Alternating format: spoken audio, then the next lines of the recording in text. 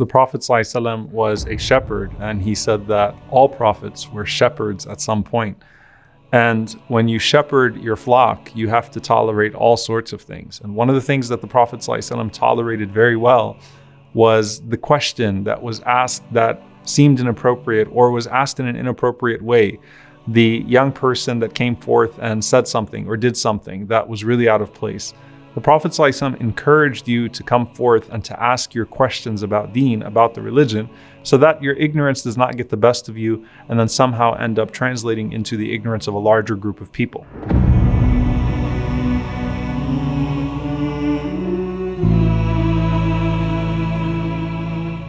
And so in that process, you see a lot of incidents where people messed up in the presence of the Prophet ﷺ, right? And in messing up in the presence of such a great man, it's easy for people to easily get disrupted or get disturbed and think that this is the end of it all. So you have these incidents of the Bedouins in particular. And usually when you have the narrator of the hadith emphasizing that a Bedouin came forth, what he means is that that Bedouin is not going to be as refined with their mannerisms in the presence of the Prophet ﷺ. And so they're going to interrupt him in the middle of his khutbahs. They're going to interrupt him while he's talking to people. They're going to maybe approach him more abrasively. And all the Prophet ﷺ would do is he would finish his train of thought, which is very interesting about his personality, sallallahu alaihi wasallam. He wouldn't stop in the middle of his khutbah, but he would continue to talk. And then after he finished, the Prophet ﷺ would then ask who asked the question, who was the one that had raised their voice, who wanted some sort of clarification. So he did not lose the entire gathering. And at the same time, the Prophet ﷺ did not let that person's question go to waste. And so the famous story of the man that asked the Prophet ﷺ, when is the hour? And the Prophet ﷺ waited until the end of his khutbah. And then the Prophet ﷺ said, where is the person who asked me about the hour?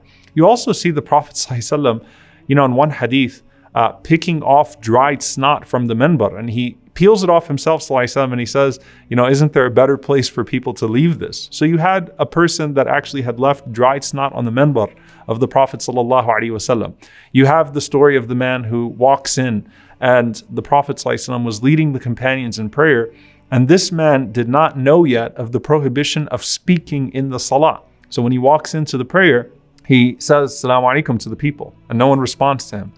And he gets really agitated that no one is responding to him when he says salam to them. So he continues to talk and he says, what's wrong with you? And none of the companions are responding to him.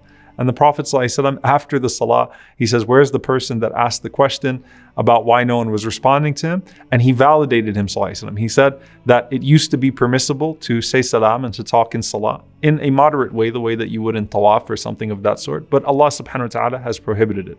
And of course, the famous story of the Bedouin who came into the masjid and who urinated in the masjid. Now, before he urinated in the masjid, he was praying behind the Prophet ﷺ, and he had a general unkempt look and appearance that the Sahaba were a little bothered by the way he was carrying himself. And he already felt unwelcomed in the masjid.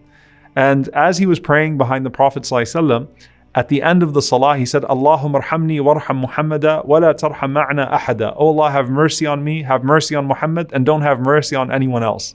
And the Prophet ﷺ, he turned around and he said that you've made something so expansive, so narrow and limited. The mercy of Allah can cover everyone. And then he goes to the corner of the masjid and he starts to urinate. So this actually happened before he started to urinate. So he just starts urinating in the masjid, and the Sahaba are about to rush this man and take him out. I mean, this is the masjid of the Prophet ﷺ. And the Prophet ﷺ says, stop. And he even says, ﷺ, let him finish. Let him finish and don't scare him any further. Let him continue to do his thing. And then after he's done, the Prophet ﷺ, he orders the companions to take some buckets of water and to pour water on the place that he urinated. And he simply says to the man, he says that these places, these masajid, are places for the remembrance of Allah, and it's not befitting that a person urinates in these places. And the Prophet ﷺ turns to the companions and he says, إِنَّمَا بُعِثْتُ مُيَسِّرِينَ وَلَمْ تُبْعَثُوا مُعَسِّرِينَ, that you were sent to bring ease to the people. You were not sent to bring hardship. And on that note, since it's Ramadan, one of the most beautiful stories that you find is the story of Salama ibn Sakhr, radiyallahu ta'ala anhu. Salama ibn Sakhr was a young man who used to say, كنت أصيب من النساء ما لا يصيب غيري. He said, look, I loved women more than other people loved women. So I had an issue where I loved women too much and I could not restrict my desires, my shahwa, in the month of Ramadan.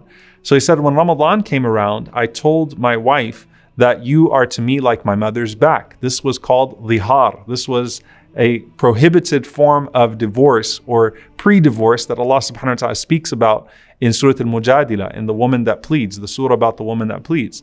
But he pronounced it on her at that time because he wanted to basically make her not like his wife as a means of stopping himself from being intimate with her. So that didn't last very long. Some of the time went by, and he says that one night I saw some of her leg. He said, فَلَمْ أَلْبَثْ أَنْ نَزَوْتُ عَلَيْهَا. And he said, I could not hold myself. And of course, we know what happens next. He was intimate with her. So he says, the next day I woke up and I went and I told my people what happened. And they were looking at me like, you're in trouble. There is no way that you're going to get around this. So I said to them, well, come with me to Rasulullah sallallahu alaihi wasallam, to the Messenger of Allah, so that we could see what's going to happen in my regard. And all of them said, La wallah. They said, no way, you go by yourself. So I went to the Prophet sallallahu alaihi wasallam and I told him what happened.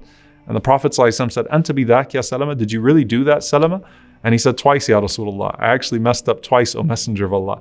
And he said, I am content with whatever Allah subhanahu wa ta'ala orders in regards to me. So go ahead and take a decision, and you're going to find me ready to undertake that command from Allah subhanahu wa ta'ala. So the Prophet ﷺ says, okay, free a slave. He said, وَالَّذِي بَعَثَكَ بِالْحَقِّ. He said, by the one who sent you with the truth, he said, I don't possess a neck other than this neck. And he struck the surface of his neck, saying to the Prophet ﷺ, I can't free anyone else's neck because this is all I have. So the Prophet ﷺ says then, okay, in that case, go ahead and fast 2 consecutive months, mutatabi'een. So I said to the Prophet ﷺ, Ya Rasulullah, what happened to me in the first place happened to me because of my fasting. Remember, he just told the Prophet ﷺ, tell me anything and I'll do it. And now he's making excuses as the Prophet ﷺ is telling him things. So the Prophet ﷺ said, fine, you know what? Feed 60 poor people with a wasq of tamr, of dates. So he said, Ya Rasulullah, وَالَّذِي بَعَثَكَ بِالْحَقِّ. We are the hungriest people. I swear by the one who sent you in truth, we are the hungriest people, and we pass nights upon nights without having food for ourselves. So the Prophet ﷺ, what does he do? He goes and he gets him the dates himself, sallallahu alaihi wasallam, and he says, go out and feed 60 people, and then feed yourself and your family with the remaining dates. So here he comes back to his people, and instead of being destroyed like he thought and they thought he was going to be, he's carrying all of this food for them. And he says to them, when I came to you people, I found nothing but doom and poverty. But he said, when I went to Rasulullah sallallahu alaihi wasallam, wajadtu indahu as-sa'a wa husn al-ra'i. I found with the Prophet sallallahu alaihi wasallam expanse and a good opinion. And that's something that was consistent with the Prophet sallallahu alaihi wasallam, that when you went to him after having messed up, the Prophet ﷺ was not going to doom you. The Prophet ﷺ was going to find a solution for you and put you at ease, while also giving you a course of action to come back to Allah subhanahu wa ta'ala and get back to the right place. صلوا عليه صلوا عليه صلى الله عليه وسلم